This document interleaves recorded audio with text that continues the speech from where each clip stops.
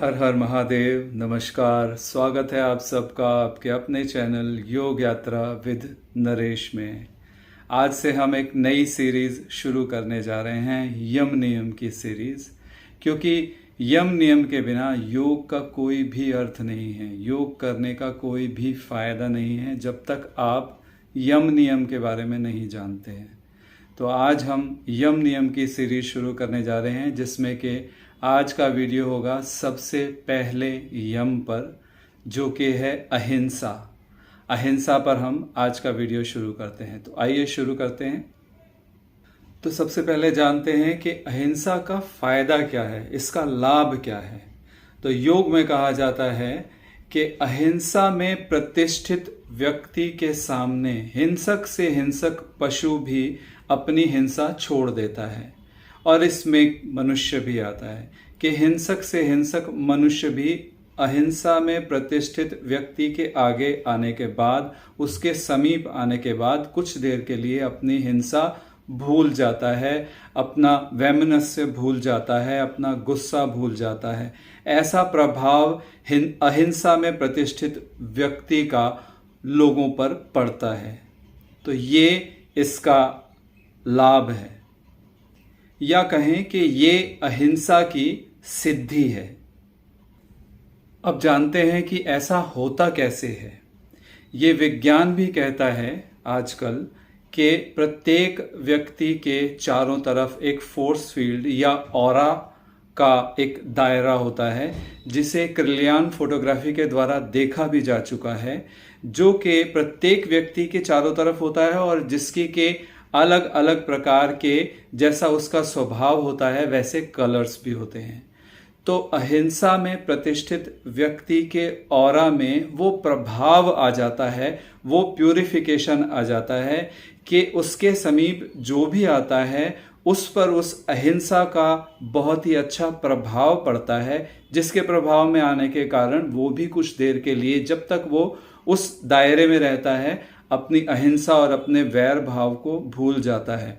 साथ ही साथ ये भी जान लें कि अहिंसा में प्रतिष्ठित यानी पूर्णतः प्रतिष्ठित जो व्यक्ति होगा, उसका ये ऑरा इतना ज़्यादा प्रभावशाली होगा कि दूर दूर तक उसका, ज़्यादा से ज़्यादा एरिया कवर करेगा, वो दूर दूर तक उसका प्रभाव पड़ेगा। तो अभी तक हमने जाना कि अहिंसा के लाभ क्या हैं, इसकी सिद्धि क्या है और क्या वैज्ञानिक कारण है जिससे हमें अहिंसा के बारे में कुछ पता चलता है। अब हम जानते हैं कि अहिंसा है क्या, योग में अहिंसा किसे कहा गया है। तो योग में अहिंसा कहा गया है मन, वाणी और कर्मों से किसी भी प्राणी को कोई भी कष्ट न देना, इसको अहिंसा कहा गया है। इसमें आगे बढ़ने से पहले ये जान लें कि अहिंसा का बेस ये है कि साधक ये मानकर चलता है, जब तक कि वो सिद्ध नहीं हो जाता तब तक वो ये मानकर चलता है कि हर एक मनुष्य के, हर एक प्राणी के हृदय में परमात्मा का निवास है, ये मानकर चलता है। इसके बाद हम आगे अहिंसा के बारे में बात करते हैं। तो मन, वचन और कर्मों से अहिंसा में सबसे पहला है मन।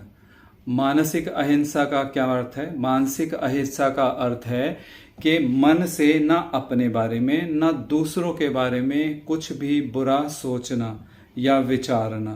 क्योंकि जब हम दूसरों के बारे में या अपने बारे में कुछ भी बुरा सोचते हैं, बुरा विचार करते हैं, तो वो बुरा सोचना और वो बुरे विचार ही बुरे कर्मों में परिवर्तित हो जाते हैं और हमारी साधना को इफ़ेक्ट करते हैं। कबीर ने भी एक दोहा कहा है कि बुरा जो देखन मैं चला, बुरा न मिलिया कोय, जो मन देखा आपना तो मुझसे बुरा न कोय। तो सबसे पहले अपने आप को शुद्ध करें, अपने मन को शुद्ध करें, तो सब अपने आप शुद्ध हो जाएगा। सब जगह अपने आप ही प्रकाश दिखना शुरू हो जाएगा। जिस दिन अपने हृदय के भीतर परमात्मा दिखना शुरू हो गया, उस दिन सभी प्राणियों के भीतर परमात्मा के दर्शन होने लगेंगे और आपका मन शुद्ध हो जाएगा। तो ये है मानसिक अहिंसा। इसके बाद अब हम बात करते हैं वाचिक अहिंसा, यानी वाणी के द्वारा की गई अहिंसा। तो हम वाणी से अहिंसा के बारे में क्या जानते हैं? वाणी से अहिंसा का मतलब है कि अपने मुंह से कटु वचन ना बोलें। सबसे पहले तो यही है कि अपने मुंह से कटु वचन ना बोलें जिससे किसी को कि कष्ट हो, किसी को दुख हो। दूसरा, वाणी से अहिंसा का अर्थ है कि वाणी से हम ऐसा कुछ भी ना बोलें किसी को भी कि वो दूसरे के बारे में भड़क जाए और वो हिंसा पर उतारू हो जाए।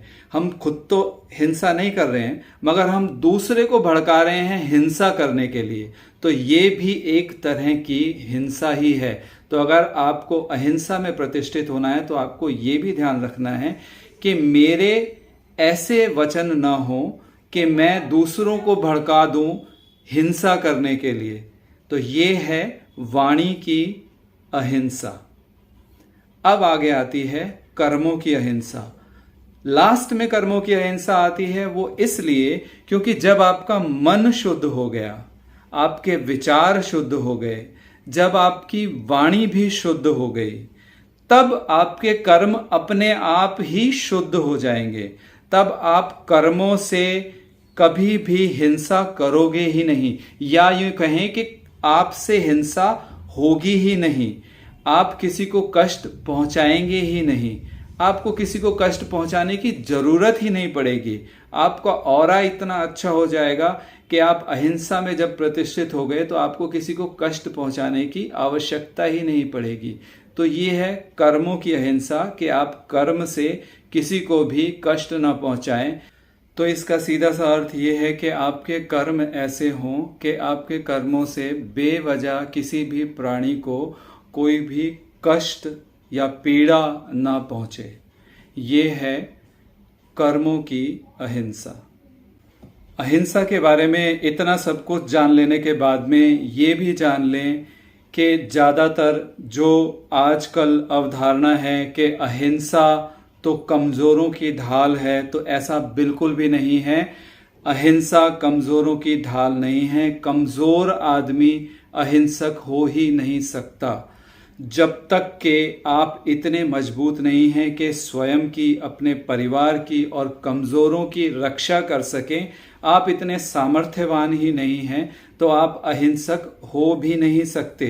अगर आप में कुछ भी सामर्थ्य नहीं है, आप बहुत कमज़ोर हैं, तो आप अहिंसक होने का केवल ढोंग कर सकते हैं, आप अहिंसक नहीं हो सकते हैं। मान लीजिए अगर आपके परिवार को रक्षा की आवश्यकता है या आप बाहर जा रहे हैं और किसी कमज़ोर पर कोई जुल्म हो रहा है और उसकी रक्षा की आवश्यकता है, मगर फिर भी आप कहें कि मैं तो अहिंसक हूँ और मैं इस सब पचड़े में, इस बीच में नहीं पड़ता, तो ये जान लीजिए कि आप अहिंसक नहीं हैं, आप बुज़दिल हैं। आप में दम ही नहीं है कि आप हिंसा का प्रतिकार कर सकें।